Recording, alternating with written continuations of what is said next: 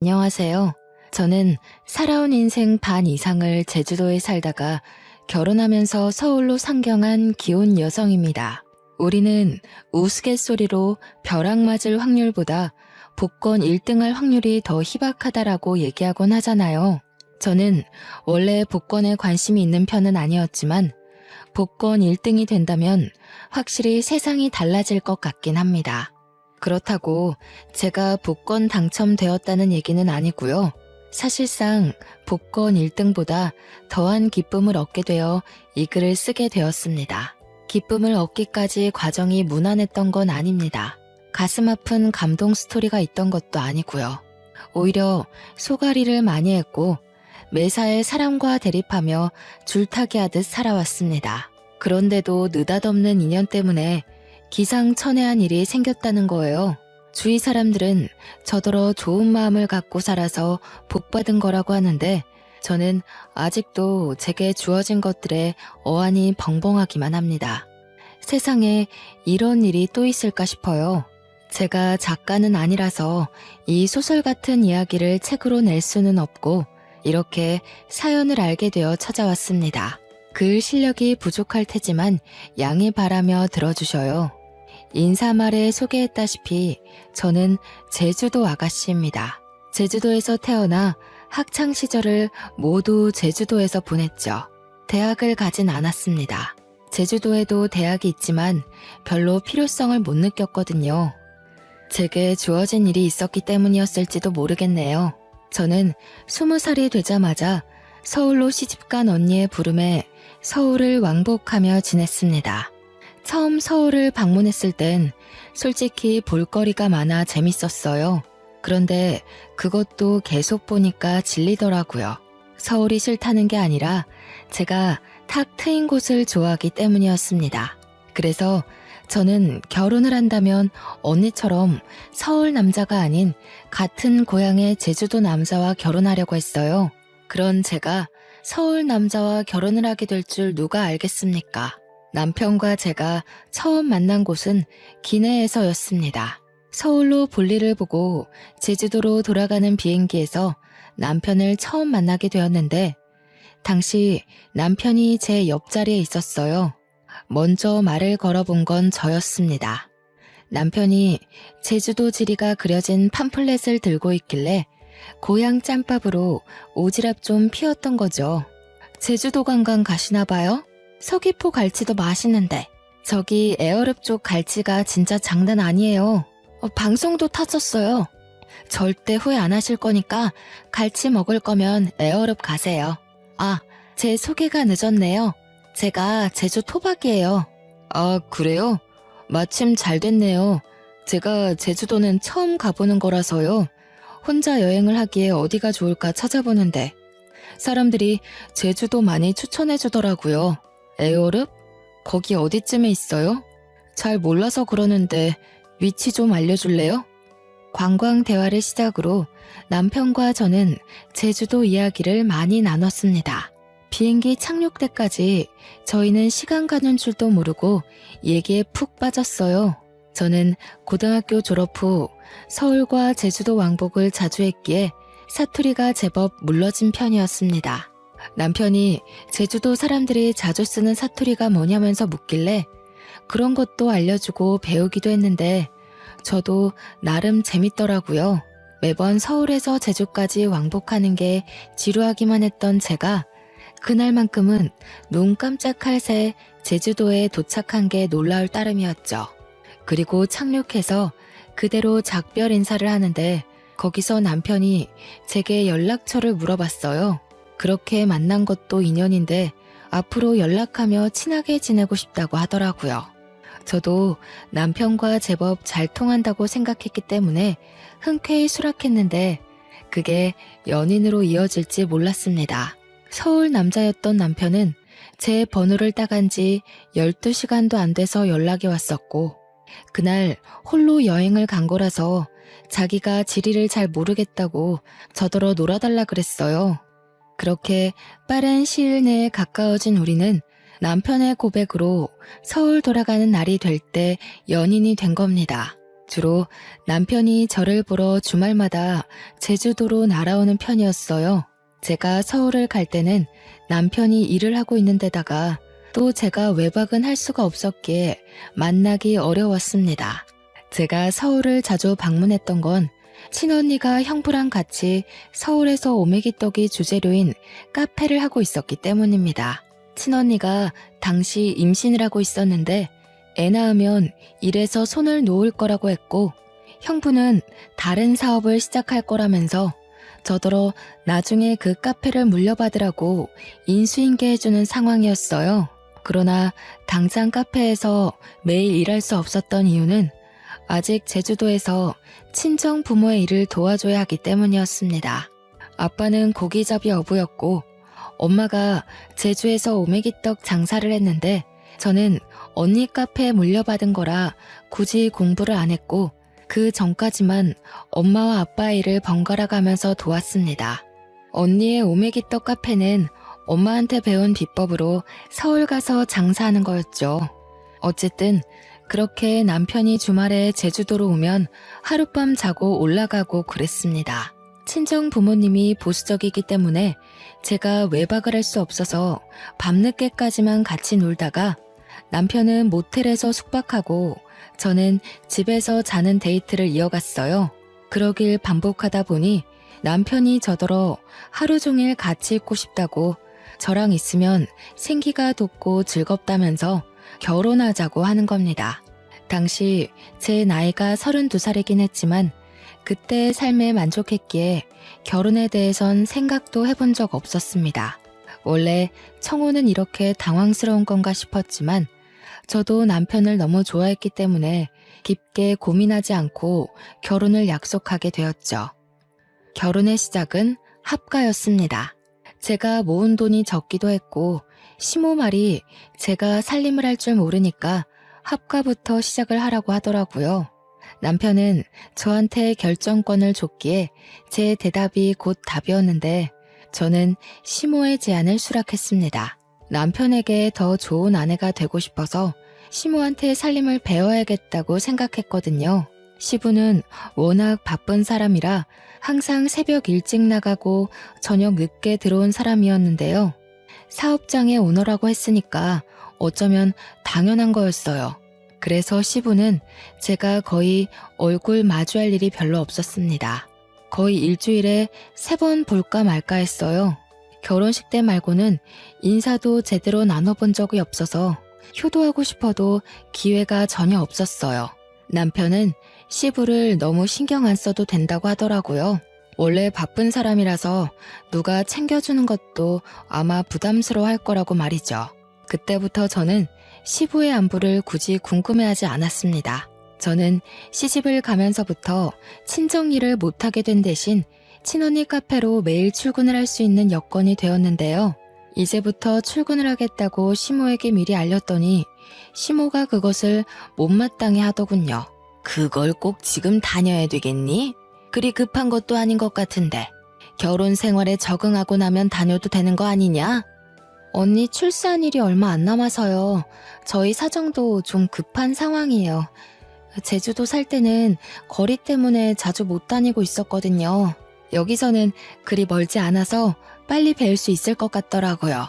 그럼 내가 제대로 살림도 못 가르치겠네.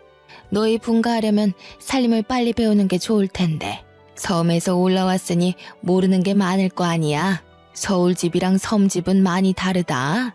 예, 네가 제주도에서 어떤 집에 살았는지 모르겠는데 서울 아파트는 그런 데랑 차원이 달라서 배워야 할 게 수두룩해. 언제 다 배워서 네 남편 챙기려고 그러니? 제가 서울집을 안 가봤겠습니까? 저희 친언니 부부네 집이 서울입니다. 대화를 좀 하다가 알게 된 거지만 시모는 제가 제주도 섬에서 올라온 처녀라는 것에서 수준 차이 난다고 생각하고 있었어요. 아무리 꼬질꼬질하게 있어도 서울 사람은 귀티가 나고 아무리 치장을 해도 섬 사람은 빈티가 난다는 생각이더라고요. 그건 조금만 대화를 해봐도 느껴지는 부분이었습니다. 당연히 불쾌했죠. 그러나 시모가 제게 직접적으로 욕하는 것도 아니었고 은근히 무시하는 경향으로만 툭툭 던졌던지라 제가 대놓고 시모 말에 불쾌함을 드러내기가 애매했어요. 그나마 할 수 있었던 건 시모 말에 무조건 굽히고 들어가지 않는 걸로 대신 불편했던 감정을 풀어냈습니다. 예를 들면 제가 카페에 출근하는 걸 막으려는 시모의 제안을 뻔뻔하게 거절했고, 시모가 빙빙 둘러서 자기 원하는 대답을 유도하려 할 때 그걸 시종일관 눈치 없는 척 하는 것 정도였습니다. 그럴 때면 시모가 저를 답답해하면서 한 번씩 자기 분에 못 이겨 저를 포기해버리고 말았어요. 그 덕에 다행히 언니 카페에서 출근을 매일 할 수 있었습니다. 남편에게는 시동생이 하나 있는데요. 시동생이 이 시댁에서 좀 남다른 존재더라고요. 남편과 달리 우수인재 축에 속해서 진작에 유학생활을 하고 있었다고 하더군요. 남편은 공부머리가 뛰어나지 않아서 시부가 유학 제안을 했었지만 바로 거절했다고 했고요.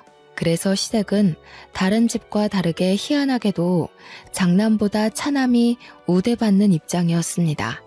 몰랐는데 시모가 제게 촌스럽다고 은근히 돌려서 서울 여자들이랑 비교했던 것처럼 남편한테도 은근히 시동생과 비교를 하지 뭡니까? 넌 내년에 봉급 얼마나 오른다니? 그래도 다닌 지 오래됐는데 이제 좀 확 오를 때 되지 않았나? 그놈의 쥐꼬리만한 월급 때문에 내가 다 답답하던데. 공무원이 올라봤자죠. 엄마가 생각하시는 만큼 오를 리 없으니까 그만 좀 물어보세요. 어차피 저한테 별다른 관심 없으시잖아요. 얘 봐라. 잔소리도 다 어미의 정이야. 내가 진작에 사업 하나 해보라고 했잖니. 요즘 같은 세상에 공무원 하나 해가지고 뭐 해먹고 살래? 네 동생 봐라. 벌써 그 나이에 한 달에 용돈만 돈 100만 원씩 보낸다. 내가 이걸 장남한테 받아야지 막내한테 받는 게 말이니? 어떻게 돈 불릴 궁리를 안 하는가 몰라. 시댁에서는 시부도 사업을 하고 있었고 시동생도 사업을 막 시작해서 단번에 성장했다고 했습니다. 그런 집안에서 남편만 공무원으로 안정직에 있는 상황이었는데요. 어떤 집안에서는 공무원이 남편 감으로 딱 좋다고 칭송하는데 시모는 돈이 확확 튀면서 졸부같이 사는 걸 좋아하는 것 같았습니다. 그렇다고 제가 친언니의 개인 사업을 물려받는 건 또 안 좋아했어요. 혹시라도 제 사업이 잘 돼서 자기네 식구보다 잘 나갈까봐 염려하더라고요. 무조건 자기 집에서 성공하는 사람이 있어야 된다고 보는 듯 했습니다. 남편은 내성이 생긴 건지 시모 말에 대강 대답할 뿐 별다른 감정을 드러내지 않았습니다. 옆에서 듣기만 해도 제가 대신 화가 나는데 정작 당사자가 가만히 있으니 제가 뭐라 나설 수는 없겠더라고요. 그래서 주로 뒤에서 남편을 위로해주기만 했습니다. 어머님 말 너무 신경 쓰지 마. 공무원은 뭐 아무나 되는 줄 아나? 내 친구는 공무원 시험 벌써 3번이나 떨어졌어. 공무원 경쟁률 장난 아닌데 어머님은 아무것도 모르면서. 나 신경 안 써. 원래 저런 사람이야. 나 때문에 당신이 신경 쓰는 것 같은데 당신이야말로 내 걱정은 마. 그래도 걱정해줘서 고마워. 당신이 옆에 있어서 내가 좀 숨 쉬어진다. 남편이 자기는 사춘기를 지나고부터는 시모의 잔소리를 그러려니 체념하고 산다고 했어요. 별로 타격도 없대요. 그러면서 시부가 자기 공무원 꿈을 응원해줬는데 그것만으로 충분하다고, 시부는 오히려 사업하는 시동생 걱정으로 마음 졸인다고 했습니다. 시부가 사업을 하는 사람이기에 사업의 위험성을 잘 알고 있어서라고 했어요. 자꾸 이렇게 자리 없는 시동생 얘기가 나오니까 결혼식에서도 본 적 없는 시동생이 문득 궁금해지더라고요. 남편한테 슬쩍 물어봤더니 남편 말로는 시동생이 똑똑한데 얼굴도 자기보다 잘생겨서 잘나긴 했다고 하더군요. 얼마나 잘났길래 시모가 저리 차별을 하는 건가 괜히 샘통이 났습니다. 그렇게 하가 생활 3년이 지났을까요? 그토록 궁금하던 시동생이 귀국한다는 소식이 들려왔어요. 그날은 시댁에서 완전 명절 분위기였습니다. 시동생이 온다니까 저도 들뜨긴 했는데 한편으로는 남편이 걱정되는 겁니다. 시동생이 완전 한국으로 정착하러 온다는데 없는 사람과도 제 남편을 그렇게 차별했잖아요. 그런데 같이 살기까지 하면 얼마나 더 비교를 하겠어요? 불안과 호기심에 저는 그날 카페 일도 안 나가고 시모랑 같이 음식을 준비했습니다. 그렇게 저녁 시간이 되었는지도 모르고 진수성찬을 차리고 있었는데요. 퇴근하고 온 남편을 제가 반기기도 전에 시모가 먼저 잔소리를 해버리지 뭡니까? 너는 좀 일찍 맞춰서 공항까지 동생 좀 태우고 오지. 오늘 네 동생 오는 날이라고 했잖아. 애가 지금 비행기 오래 타서 피곤할 텐데 택시 타고 오는 중이란다. 공무원이 어떻게 일찍 맞춰요? 제가 월차 연차 낸 적은 있어도 어디 마음대로 일찍 퇴근하는 거 봤어요? 지난번에도 말씀드렸던 것 같은데요. 그러니까 말이다. 네가 진작에 사업을 해서 대표 자리 떡하니 맡고 있었으면 시간 구애받지 않았을 거 아니냐. 우리 집 남자들 사주는 죄다 사장인데 너는 누굴 닮아서 그렇게 도전 정신이 없니? 이쯤 되니까 저는 얼굴도 모르는 시동생이 궁금한 걸 넘어서 참 얄미웠습니다. 남편이 익숙해져 괜찮다고 했지만 어느 누가 비판받는 것에 적응이 되겠습니까? 아마 그건 마음속 관역이 닳고 닳아서 화살이 그냥 통과될 만큼 너덜너덜해진 걸 거예요. 마침내 시동생이 도착했고 초인종 소리에 시모가 불이 나게 달려갔습니다. 아이고 내 새끼 고생 많았다. 세상에 왜 이렇게 말라졌어? 밥도 제대로 못 먹고 일만 한 거 아니야? 요리하는 사람 좀 고용해서 끼니를 제대로 챙기지. 아무리 그래도 거기 음식 자체가 내 입맛에 안 맞더라고. 엄마가 해주는 밥 먹고 싶어서 죽는 줄 알았어. 그래서 더 빠진 건가? 근데 형은? 몰라. 동생이 왔는데 나와보지도 않네. 일단 손부터 씻고 와서 앉아. 엄마가 너 좋아하는 걸로 잔뜩 차려놨어. 남편이 퇴근한 뒤 아직 씻고 있었기에 남편 대신 제가 나가서 시동생에게 인사를 했습니다. 남편이 시동생을 잘났다고 엄청 자랑을 했었잖아요. 그런데 솔직히 실제로 보니까 제 남편이 더 잘나 보였어요. 일단 외적으로는 제 남편이 더 키가 컸고 체격이 좋았습니다. 시동생은 좀 마르고 허여멀건한 데다가 약간 멸치상이었어요. 공부 잘하는 괴짜처럼 생겼더라고요. 제가 우리 남편 와이프라서 남편 편을 들려는 게 아니고요. 정말 남편이 시동생을 한참 좋게 평해준 거였다니까요. 그러니까 제 눈에 시모는 시동생이 돈을 많이 벌어서 그거 하나만 가지고 좋아하는 것 같았어요. 형수님, 형한테 얘기 들었습니다. 듣던 대로 인상이 부드러우시네요. 형이 얼마나 형수님 자랑을 하던지. 저도 형수님처럼 좋은 여자 만나서 결혼하고 싶어요. 시모 때문에 시동생을 미리부터 미워하고 있었지만 막상 시동생을 만나니까 제가 얄미워했던 게 미안할 만큼 성격이 동글동글하고 좋더라고요. 그 순간 누구한테도 해보지 않을 불평이었는데도 시동생을 욕했던 제 자신이 부끄러웠습니다. 시동생이 이렇게 살가워서 남편이 시모가 시동생을 편애해도 그리 칭찬하고 감쌌나 봅니다. 그렇다는 말은 시댁에서 남편을 싫어하는 사람은 시모뿐이라는 거잖아요. 왜 그럴까 곰곰이 생각하게 되다 보니 문득 남편과 시동생이 안 닮았다는 걸 알게 되었습니다. 실례인 걸 알지만 저도 모르게 그걸 식사 자리에서 말해버렸더니 분위기가 싸해진 거 아니겠습니까? 질문을 한 건 저인데 당황한 것도 저였습니다. 아무도 제 말에 답을 안 하고 침묵만 흐르던 그때 가장 먼저 입을 연 건 시동생이었어요. 형수님 모르셨구나. 형, 우리 집 얘기 형수한테 말 안 했어? 그래도 결혼까지 했는데 형 사정은 알고 계셔야 되지 않나? 아, 뭐 좋은 일이라고.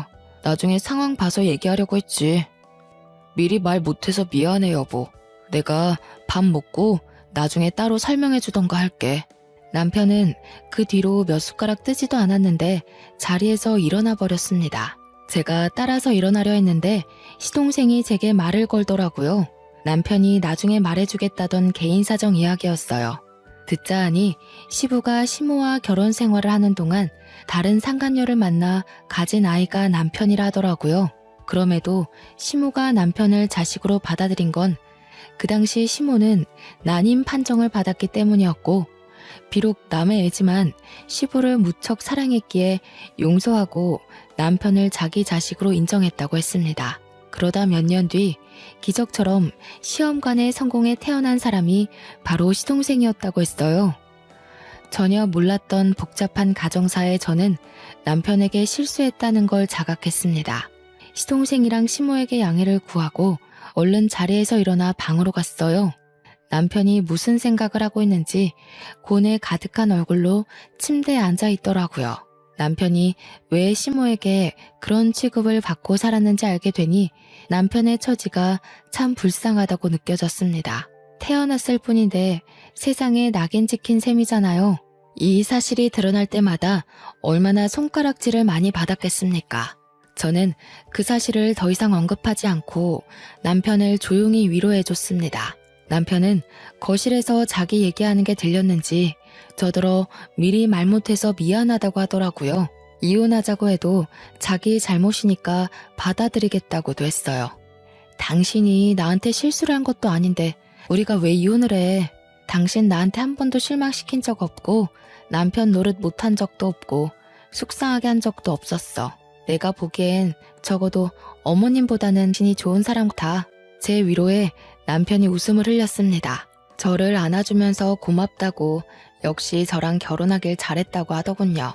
결혼 전이나 후나 자기를 웃게 하는 사람은 저밖에 없다면서요. 남편과 저는 저희 나름대로 스스로 마음을 보호하면서 지냈는데요. 무슨 중고등학생 양아치 놀이도 아니고 시모뿐만 아니라 시동생까지 문제가 있더라고요. 그동안 멀리 떨어져 있어 몰랐을 뿐 시동생 또한 남편을 은근히 무시하는 경향이 있었습니다.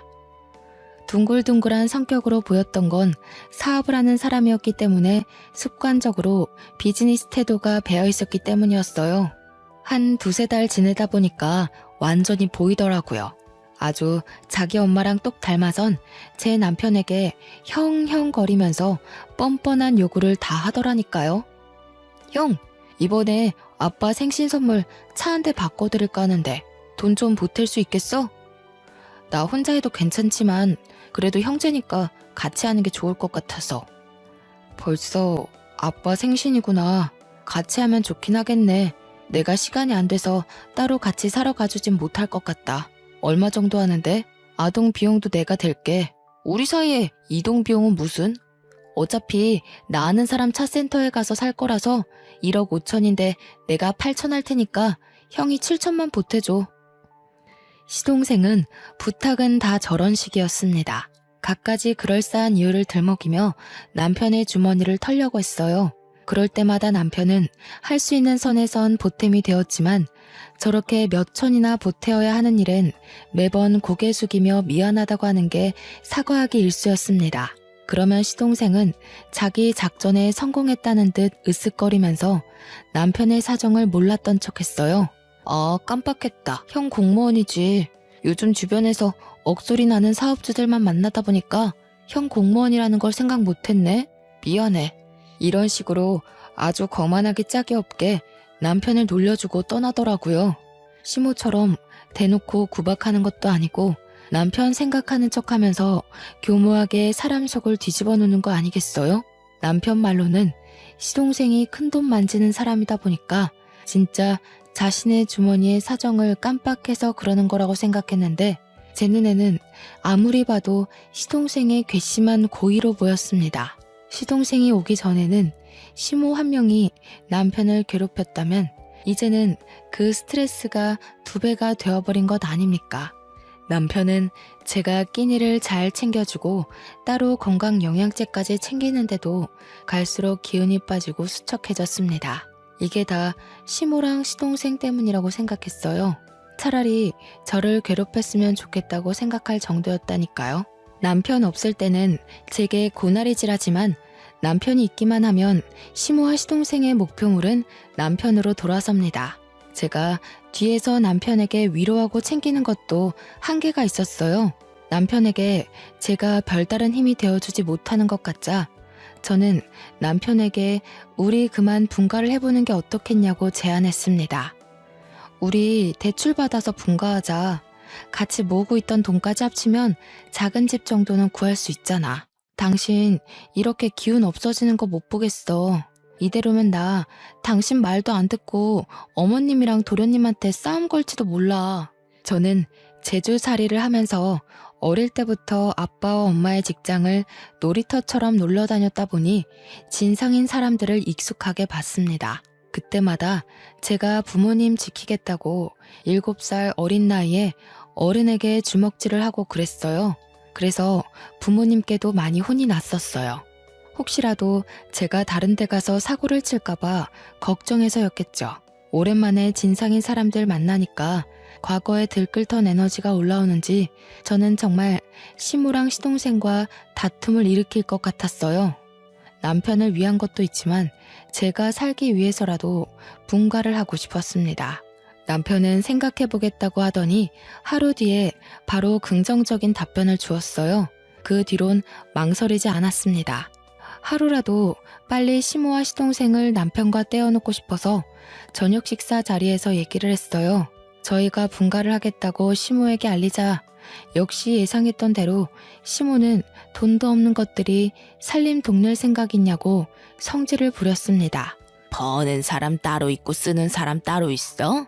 혹시라도 우리한테 손 벌릴 생각이면 말하라. 지금 애비랑 동생이 돈 잘 번다고 콩고물 좀 떨어지지 않을까 생각하나 본데 절대 그럴 리 없다. 우리가 알아서 할 거니까 엄마는 신경 쓰지 마세요. 손 벌릴 생각 없으니 분가할게요. 아버지한텐 제가 따로 연락드리겠습니다. 왜 그래 형? 내가 와서 불편해서 그래? 그럼 그냥 형이 있어. 내가 따로 독립할게. 형 돈도 없으면서 왜 굳이 바보 같은 짓을 해? 이럴 때면 진짜 나이 거꾸로 먹는 것 같다. 바보? 시동생의 섬나는 발언에 저는 남편의 아내로서 더 이상 듣고만 있을 수 없었습니다. 그래서 저도 모르게 제주살이 하면서 억세졌던 성격이 불쑥 튀어나와 버렸지요. 다들 돈 하나름 쥐어줘 보거나 그런 말씀들 하세요. 맨손에 맨입으로 돈 없네 마네. 남의 주머니 사정 놀리지 마시고요. 그렇게 돈이 많으면 좀 뿌려보시든가요. 그래야 우아하면서 입 벌리고 부러워하기라도 하죠. 맨날 말로만 떵떵거리지 큰돈 만진다는 게 진짠지 아닌지 알 수가 있나? 뭐라고요? 형수님, 무슨 말씀을 그렇게 하세요? 아무리 섬 구석에서 덜 배우고 컸다지만 저도 엄연히 시댁 사람입니다. 말 가려주세요. 공무원이라고 무시하는 요즘 세상에 시댁 사람 친정 사람이 어딨대요? 지금은 명절도 안 챙기고 다들 여행 가기 바쁜 시대예요. 시댁 사람은 무슨? 어머, 얘가 오늘따라 왜 이러니? 너 약 먹었어? 그게 무슨 말버릇이야? 세상에 어느 며느리가 너처럼 어른 앞에서 입을 함부로 놀린다니? 어머님도 그러시는 거 아니에요. 어머님 친구 없으시죠? 제가 볼 땐 사람들이 어머님이랑 대화 조금 해도 다 떨어져 나갈 것 같은데. 그래서 더 돈으로 치장하고 사람들 마음 사려는 거죠? 시모는 제 말에 뒷목을 잡으면서 벌떡 일어났습니다. 제 얼굴로 올려는 손을 남편한테 붙잡히는 바람에 화만 버럭 냈어요. 그날은 제가 시댁을 들어오고 시댁에서 처음으로 대판 말다툼이 벌어진 날이었습니다. 제가 굽히지 않으니 상황은 극에 달하기까지 했는데요. 급기야 시동생이 시부한테 연락해서 시부까지 일을 중단하고 시댁으로 찾아오는 사태가 벌어졌어요. 저희가 얼마나 시끄럽게 싸움을 하고 있었으면 시부가 들어오는 소리를 못 들었지 뭡니까. 시부가 고함을 치는 바람에 저희 다툼이 무 자르듯 뚝 끊겨버렸습니다. 하필 제가 건방지게 막 소리를 지르고 있던 때라 저만 순식간에 죄인이 된 기분이었어요.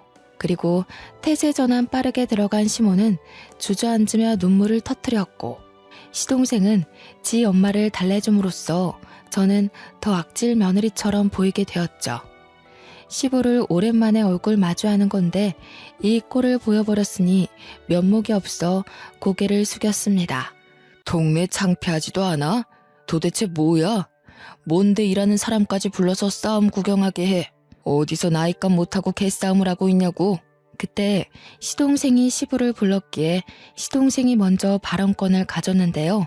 아빠, 형수가 나더러 큰돈 만지는 거 구라 아니냐고 거짓말쟁이로 만들더라고. 아빠가 나 사업자금 대줬잖아. 그래서 내가 그거 아빠한테 다 갚았잖아. 증언 좀 해줘. 시부에게 혼나게 생겼다고 각오를 하고 있던 그 순간 시부가 시동생의 싸다구를 훅 날리는 거 아니겠어요? 찰진 소리에 모두가 깜짝 놀래서 숨을 죽였고 시모도 우는 척을 관두고 얼른 일어나 시동생을 살폈습니다. 절딱선이 없는 것. 내가 돈으로 잘난 체 하는 일 없도록 하라고 했지. 나는 아들이라고 봐주는 것도 없다. 철없이 굴면 바로 호적에서 제명이야. 어디서 사업하는 사람이 함부로 허세를 부려? 왜 애 얼굴에 손을 대요? 잘못한 건 큰애네인데 왜 우리 애한테 그러냐고요? 당신 매번 우리 애한테만 차별할 때 내가 얼마나 속상한지 알아요? 시끄러워. 다른 사람 변명 다 필요 없다. 도대체 이게 무슨 난리인지 며느리가 얘기해보거라. 며느리 얘기 끝날 때까지 누구라도 입 열기만 해봐. 바로 쫓아낼 테니까. 의외였습니다. 제가 마지막까지 악을 지르고 있던 사람이라서 시부가 저를 안 좋게 볼 거라고 생각했거든요. 근데 그게 아니라 시부는 그나마 제가 제 3의 입장이라고 생각한 것 같았어요. 그래서 저는 지체 없이 토시 하나 빠뜨리지 않고 있었던 모든 대화들을 말씀드렸습니다. 제가 대학만 안 갔지 기억력 하나는 끝내줬거든요. 그래서 친언니한테 인수인계 받을 때도 기억력이 톡톡히 성과를 내주는 덕에 친언니가 저를 더 믿고 가르치는 거였습니다. 시부가 조용히 하라고 했는데도 제 발언에 반박하려는 시모를 시부가 시선으로 제압했어요. 그러면서 시부가 우리더러 자금을 대줄 테니 분가라는 놀라운 제안을 해줬습니다. 저희를 진작에 분가시킬 생각이었는데 자기 일이 바빴던지라 깜빡했다고 하더라고요. 시모는 그 소리에 배가 아팠는지 날고 기면서 돈 아깝게 왜 우리 돈으로 쟤네 분가를 시키냐고 시부에게 호소했습니다. 당신이 쟤네 속셈은 몰라서 그래요. 우리가 괜히 이러는 줄 알아요? 당신 돈 있는 거 알고 공짜로 돈 구해내려고 그런 거라고요. 엄마, 그만 좀 하세요. 이 사람 여기저기 돈 구하는 사람 아니거든요. 엄마 같은 사람이랑 달라서 사람밖에 구해본 적 없는 사람입니다. 모욕하지 마세요. 사람 같은 소리 하네. 사람은 뭐 아무나 구하는 줄 아니? 차라리 돈 구한다고 하는 게 훨씬 현실 같겠다. 애들 장난도 아니고 그런 것도 변명이냐? 유치해서 정말. 어머님처럼 돈 생각만 하는 사람들은 생명을 구한다는 말에 괴리를 느끼겠죠. 제정신 바뀐 사람들은 어머님 같은 사람 옆에 두질 않아요. 이거 보이세요? 어머님은 누굴 구하다가 이런 상처까지 감수해 보셨어요? 뭐든 어머님 기준에 안 맞다고 함부로 판단하지 마세요. 시모에게 눈에는 눈, 이에는 이로 공격하다 보니 저도 모르게 숨겨놨던 흉터를 드러내게 되었습니다. 유치한 다툼인 걸 알지만 시모 화를 복돋는 데는 이만한 공격이 없더라고요. 제 흉터를 보고 시모가 살짝 흠칫하긴 했지만 또 자기만의 해석으로 맞대응을 하려고 했는데요. 그때 시모를 밀치고서 시부가 제 앞을 차지해오는 거 아니겠습니까? 설마 며느리야? 그 상처 어떻게 다친 거야? 어디서? 언제 그렇게 됐어? 너 제주도에서 살았다고 했었지? 설마 그게 그 흉터랑 관련이 있니? 예? 이건 제주도에서 한 13년 전인가? 아빠랑 같이 낚시 나갔다가 우연히 물에 빠진 사람을 구했었는데 그때 다쳤어요. 네가 구했다는 사람이 혹시 연령 좀 있는 아줌마였어? 키가 좀 작고 분홍색 셔츠에 빨간 긴 치마를 두르고 있지 않았니? 어머, 아버님께서 그걸 어떻게 하셨어요? 그 아줌마랑 아시는 분이에요? 설마 아줌마 위급하실 때 옆에 계셨던 분이 아버님이셨어요? 13년 전 일이라 기억이 가물가물할 수 있지만 제가 기억력이 좋은 편이라고 했잖아요. 그래서 그때 제가 구한 아줌마의 인상착의를 기억하고 있었거든요. 제가 가까운 배 위로 아줌마를 올리자마자 누가 신고를 했는지 이미 해경이 빠르게 당도했었고, 그 정신없는 상황에서 저는 시부 얼굴까진 확인하지 못했습니다. 저도 다쳤던지라 해경의 도움을 받아 병원에 가버렸기도 했거든요.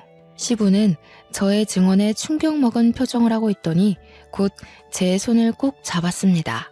그 이후 시부가 줄줄줄 얘기해주는 사실에 놀란 건 오히려 저희 쪽이었어요.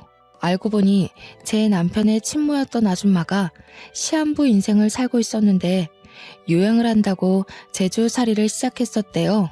바다가 보고 싶다는 아줌마 말에 시부는 배까지 빌려서 아줌마와 같이 바람을 쐬었는데, 시부가 잠시 자리를 비운 사이 배가 흔들렸고 그 바람에 아줌마가 바다에 빠졌다고 하는 겁니다.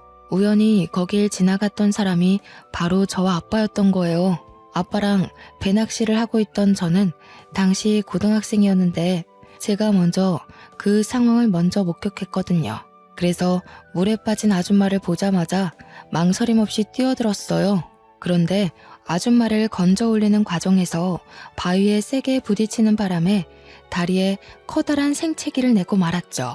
피가 뚝뚝 떨어지는 와중에도 저는 사람을 구하느라 정신이 없었고, 뒤늦게 달려온 아빠가 제 다리를 살폈습니다. 그 상황에서 아마 시부는 아줌마를 살리기 위해 인공호흡을 하고 있었던 걸로 기억해요. 정신이 없던 와중에도 시부는 제 다리에 난 상처를 유심히 보았나 봅니다. 시간이 흘렀는데도 상처를 보고 단번에 기억을 떠올리다니. 그 당시 제가 아줌마를 살렸지만 원래 아줌마는 시한부였기 때문에 4달 후 사망했다고 합니다. 그러면서 아줌마가 죽기 전에 자기를 살렸던 저를 꼭 만나고자 했다고 방방곡곡 찾으려고 했다는 거였죠. 그런데 저를 찾기란 쉽지가 않았고 아줌마는 결국 저를 만나보지 못하고 세상을 떴답니다. 충격적인 과거회를 읊어주면서 시부는 눈물까지 흘렸습니다. 내가 너를 얼마나 찾았는데 이렇게 바로 옆에 있는 줄도 몰랐구나. 내가 지질이도 바보였다. 며느리로 둔 지 수년째인데 이 사실을 이제 알다니. 저는 시부와 그 아줌마가 관계 있다는 사실에 놀란 것도 있지만 제가 시동생한테 들었던 내용과는 이야기가 달라서 혼란스러운 것도 있었습니다. 그러니까 시부의 상간녀 스토리는 제대로 알고 보니 시모가 전부 거짓말로 지어낸 스토리였어요.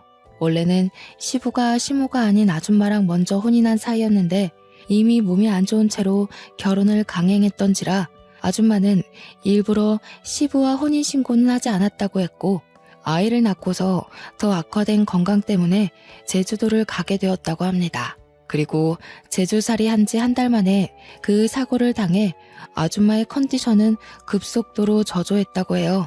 자기의 죽음을 예감한 아줌마는 시부한테 빌게 된 소원이 하나 있었는데 그게 바로 시부의 재혼이라고 했답니다. 시부와 아줌마는 서로 많이 사랑하는 사이여서 아줌마가 시부 혼자 남겨진 걸 가장 걱정했대요.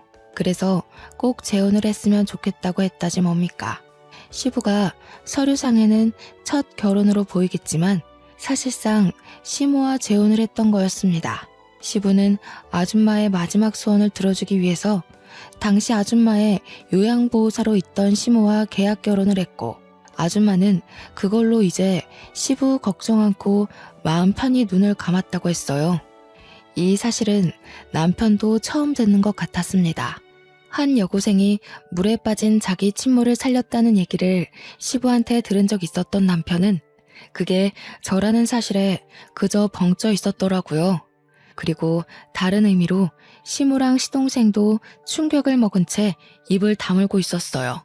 그러니까 결과적으로 지금 제게 시모인 저 사람이 아줌마의 요양보호사라는 거잖아요.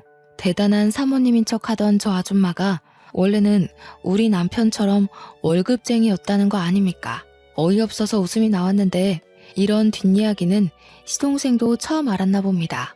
자기 출생 비밀과 출신이 생각보다 형편없다고 생각했는지 자기 엄마한테 분노를 느끼고 있었어요. 사실상 손가락질 받아야 할 사람이 우리 남편 쪽이 아니라 자신 쪽이라는 사실을 자각한 것 같더라고요. 시동생은 시모한테 불같이 화내면서 따지고 있었습니다. 그러거나 말거나 저랑 시부와 남편은 시모 쪽과는 다른 세상에 있었어요. 아무래도 먼저 간 정원 엄마가 너를 알고 며느리로 들인 게 아닌가 싶어. 어떻게 이런 인연이 다 있을 수 있니? 내가 어떻게 이리 소중한 사람을 몰라봤을까? 아니야, 아버님. 저는 할 일을 했을 뿐인걸요. 아줌마가 살아계셨다면 좋았을 것을. 그래도 아버님 말씀하시는 거 들어보니까 아줌마가 정말 좋으신 분이었다는 게 느껴져요. 고맙구나. 내가 이제 먼저 간 정은 엄마한테 얼굴 들 수 있겠어. 그리고 사돈댁에도 곧 인사를 드리러 가야겠다. 내 은인이 우리 집에 들어왔는데 내가 이대로 가만히 있을 수가 없지. 여전히 당황스러운 전개였지만 사실을 받아들인 저는 오히려 아줌마가 돌아가신 것에 유감을 표했습니다. 그리고 시부는 제게 만나면 꼭 보상할 거라 기다리고 있었다면서 잠깐 방에 들어갔다 나오셨는데요. 손에 쥐고 온 건 다름 아닌 통장이었습니다. 돌아가신 아줌마의 유언이기도 하다면서 저에게 그 통장을 주더라고요. 그게 아줌마 사업장을 정리하고 남은 돈의 일부라는데 아줌마 말로는 꼭 자신의 은인에게 답례를 하고 싶어 했다고 했어요. 얼떨떨하게 받은 그 통장을 열어보는 순간 저는 소스라치게 놀라서 다시 시부에게 통장을 돌려줬습니다. 소소한 답례라기엔 너무 큰 돈이었거든요. 회사의 오너였다는 아줌마가 제게 일부만 남겼다는 그 유산은 무려 31억 원이었습니다. 한 번도 본 적 없던 숫자이기도 했고 너무 큰 돈이라 받을 수 없다고 바로 돌려줬는데 시부는 너무 완강했어요. 13년 전부터 이미 이 통장은 제 돈이었다고 자신은 주인을 찾아줬을 뿐이라고 하더라고요. 손이 떨리는 액수였지만 시부의 대쪽 같은 부탁에 저는 결국 그걸 받게 되었고 시모는 조용히 숨죽이고 있더니 제가 통장을 받자 갑자기 배가 아파서 죽으려고 하더군요. 시모는 곧 시부한테 이혼 요구 당했어요. 아마 제가 그대로 일러바친 발언들을 믿어주는 듯 했습니다. 제가 거짓말할 사람은 아니라는 걸 시부가 알아봐준 덕일 겁니다. 결국 시부모는 이혼을 했어요. 시부가 소송 비용 드리고 싶지 않으니 조용히 도장 찍으라고 하는 걸 저와 남편은 곁에서 구경했습니다. 시모의 초라한 처지를 보고 있자니 남편 복수가 완벽하게 된 기분이라 시원했어요. 그리고 시동생은 시부의 씨를 받은 몸이라서 시부가 시동생이 갖고 있는 사업장만 주는 걸로 하고 집에서는 내쫓겼습니다. 그날이 시댁 사람들과 처음 다툰 날이었는데 그게 마지막 다툼이 되어버린 셈이었네요. 저와 남편은 굳이 분가를 하지 않고 시부를 모시고 살게 되었어요. 시부가 자기는 신경 안 써도 된다고 했는데 제가 합가 생활하면서 시부 생활 패턴을 봐왔기에 시부만 두고 분가를 할 수는 없었습니다. 시부는 밥도 잘 안 챙겨 먹고 회사에서도 대충 직원들이 챙겨주는 샌드위치나 김밥 같은 것만 드시더라고요. 그래서 제가 도시락을 챙겨드려야겠다는 생각으로 남게 되었어요. 시부는 처음에 저더러 고생스럽게 왜 그러냐고 하지 말라고 했는데 제가 고집을 꺾지 않으니 어느 순간부턴 도시락을 꼬박꼬박 챙겨가시더라고요. 그 때문인지 과거에는 저녁 식사 때 함께한 적 없던 시부가 요즘은 저녁 식사 시간에 맞춰서 퇴근을 하고 오십니다. 제가 분위기를 좀 잘 띄우는 타입인데요. 남편과 시부 앞에서 며느리 노릇 아내 노릇 톡톡히 하면서도 제 성격을 그대로 드러나니까 가끔은 시부가 개그맨이 따로 없다고 하세요. 칭찬인지 모르겠지만 시부랑 남편이 웃는 게 좋으니까 좋게 생각하려고요. 그리고 저는 31억 받은 돈에 손을 조금 댔는데요. 친정 부모님께 집을 하나 해줬고 언니랑 형부네에도 집 하나 해줬고 남은 돈은 적금 들어놓았어요. 제가 원했던 결혼 생활이 어떤 모습인지 한 번도 생각해 본 적 없지만 다시 생각을 해보라고 한다면 딱 지금이 아닐까 싶습니다. 주위에 모난 사람 하나 없어서 그런지 세상을 바라보는 게 제 시선이 아주 둥글둥글하네요. 앞으로 손자 손녀가 생긴다면 제 결혼 생활이 완벽하게 즐겁지 않을까 생각합니다. 다른 거 바라는 거 없고 그저 우리 식구들 전부 몸 건강, 마음 건강하게 잘 지내길 바랄 뿐이에요. 제 복권 1등 같은 사연 어떠셨나요? 이거 복권 당첨이라고 해도 되겠죠? 저희 식구가 받은 행운처럼 제 사연 듣고 계시는 청취자분들께서도 돈벼락 떨어지길 바랍니다. 감사합니다.